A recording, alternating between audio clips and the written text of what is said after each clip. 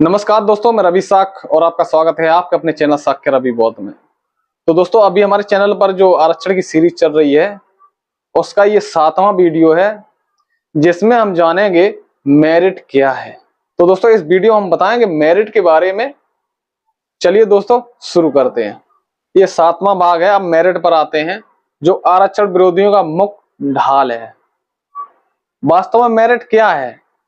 आपने देखा होगा कि एक प्रसिद्ध डॉक्टर का कंपाउंडर भी धीरे धीरे प्रसिद्धि पा लेता है, डॉक्टर बन जाता है। वह इंटर पास ही होता है, किंतु डॉक्टर साहब की ही तरह बड़े बड़े ऑपरेशन करने लगता है। यह मैं व्यवहारिक उदाहरण दे रहा हूं। दूसरा उदाहरण, यदि कोई प्रसिद्ध डॉक्टर है, उसका पुत्र मान लीजिए बीए या बीएससी पास है और अभी उसके पास डॉक्टर की डिग्री नहीं है, वह अपने डॉक्टर पिता के काम में हाथ बंटवाता है। आप एक दिन दवा लेने जाते हैं और देखते हैं कि डॉक्टर साहब नहीं है, उनका लड़का बैठा है।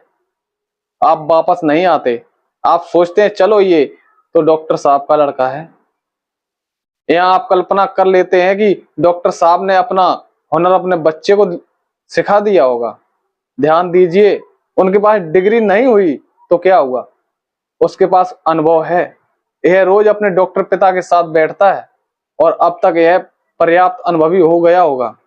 आप दवा ले आते हैं और ठीक भी हो जाते हैं। लड़का भी बड़े आत्मविश्वास के साथ दवा देता है।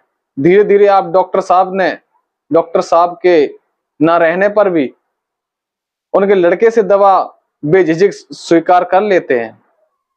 आपने ऐसा क्यों किया?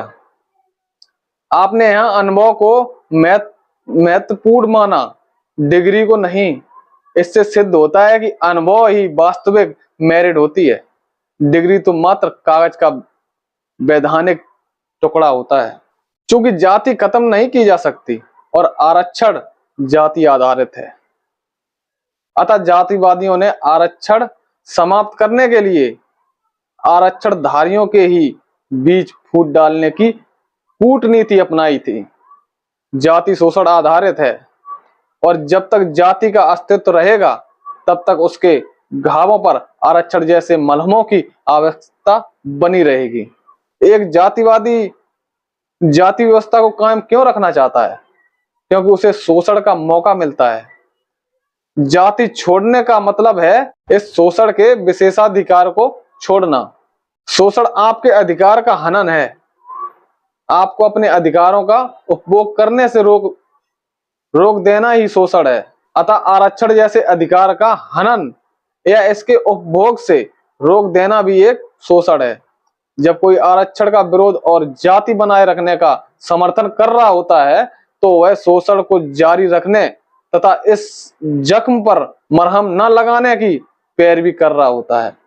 आरक्षण हटाने की मांग करना एक प्रकार से जातीय शोषण की निर्बाध आपूर्ति की मांग करता है।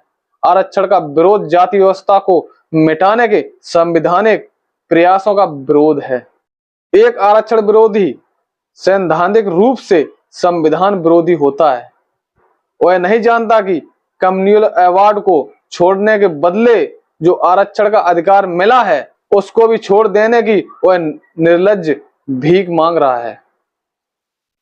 वह पूना पैक्ट के प्रावधानों को नकार कर एक तरह से अपने आदर्श गांधी जी को ही अस्वीकार कर रहा है, जिन्होंने कम्युनल अवार्ड के बदले आरक्षण देना स्वीकार किया था। आरक्षण समाप्त करना दलितों की झोपड़ी लूटने के समान होगा। बाबा साहब जी के त्याग और बलिदान के पुण्य फल को शून्य करने का दुस्साहस होगा। आरक्षण विरोधी एक अन्य तर्क देता है कि संविधान में जाति आरक्षण की व्यवस्था कर संविधान से अपने ही समानता के सिद्धांत का खंडन किया है। यहाँ जो समानता के सिद्धांत और आरक्षण के विरोध दिखाया जा रहा है वह वास्तविक नहीं है, आभासी है। संविधान ने सभी को समानता का अधिकार दिया, लेकिन क्या सभी नागरिक अपने समानता के अधिकार का उपभोग कर पाएंगे? हमने कमजोर और बीमार कुत्तों का उदाहरण लिया था। सभी कुत्ते के बीच रोटी का समान वितरण लागू करने के लिए हमने देखा विशेष व्यवस्था की जरूरत है। हम इस प्रकार रोटी का वितरण करेंगे कि सबल कुत्ते कमजोर या बीमार कुत्तों का भोजन ना हड़प लें। क्या इस व्यवस्था को असमानता कहा जाएगा? यदि सबल कुत्तों को कमजोर कुत्तों का भोजन खाने के लिए छोड़ दें तो क्या समानता के सिद्धांत का धरातल पर पालन हो सकेगा? यदि संविधान द्वारा दिए गए समानता के अधिकारों का उपभोग असहाय, दलित, पिछड़े, स्त्री, बच्चों आदि नहीं कर पाते हैं तो क्या यह संविधान के समानता के सिद्धांत का हनन नहीं होगा? अतः आरक्षण एक प्रकार से उसके समानता के सिद्धांत का पोषण है, ना कि विरोधी।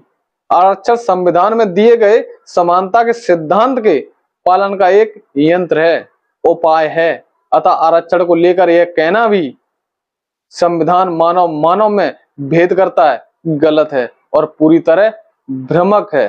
शोषण इतनी जल्दी शोषित को शोषण से मुक्ति नहीं देगा। हर शोषण को मिटाने के लिए क्रांतिकारी कदम भी आवश्यकता होती है। उदाहरण के लिए 200 सालों तक अंग्रेजों ने भारतीयों को गुलाम बनाकर शोषण किया। अथक संघर्ष, त्याग, बलिदान और क्रांति के बाद ही भारतीय लोग अपने स्वतंत्रता के अधिकार को पुनः वापस प्राप्त करने में सफल हो सके। इसी प्रकार यदि आप कमजोर मस्तिष्क और व्यक्तित्व के हैं तो आपका शोषण कोई भी कर लेगा। यदि शोषण से मुक्ति चाहिए तो अपने को सामाजिक, आर्थिक, राजनीतिक और मानसिक रूप से मजबूत बनाना होगा। सबलता प्राप्ति की शोषण से मुक्ति का अंतिम मार्ग है। संविधान निर्माता जानते थे कि जाति की जड़ें इतनी गहरी हैं कि इसका एक झटके में समूल नाश असंभव है। इसके समूल नाश के रूप में कम्युनल अवार्ड का क्रियान्वयन ही एक उपाय था, जिसकी संभावनाओं को गांधी जी के विरोध के कारण नेस्ताभूत होना पड़ा।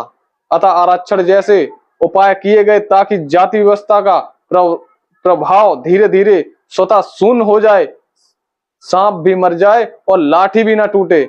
ऑपरेशन नहीं किया गया, बस फोड़े की शून्य करके छोड़ दिया गया। अब शून्यता का प्रभाव धीरे धीरे अपना असर खो रहा है।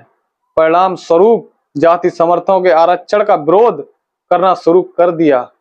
आरक्षण भारत छोड़ो जैसे बड़े बड़े संघ और संगठन बनाए गए, लेकिन इन लोगों ने कभी नहीं कहा कि जाति भारत छोड़ो, और जाति को समाप्त करने के लिए कोई आंदोलन नहीं चलाया। इन्हें अपने जातिगत विशेषाधिकार को तो चाहिए, लेकिन जातिगत आरक्षण सहन नहीं है। इन्हें आपके अधिकार से दिक्कत है, आरक्षण से नहीं। तो दोस्तों वीडियो कैसी लगी कमेंट बॉक्स में आके जरूर बताएं। अगर आपका कोई सवाल है तो कमेंट करें, उसका मैं जवाब देने की कोशिश करूंगा। चलिए दोस्तों मिलते हैं वीडियो में, तब तक नमो बुद्धाय, जय सम्राट, जय भीम, जय भारत।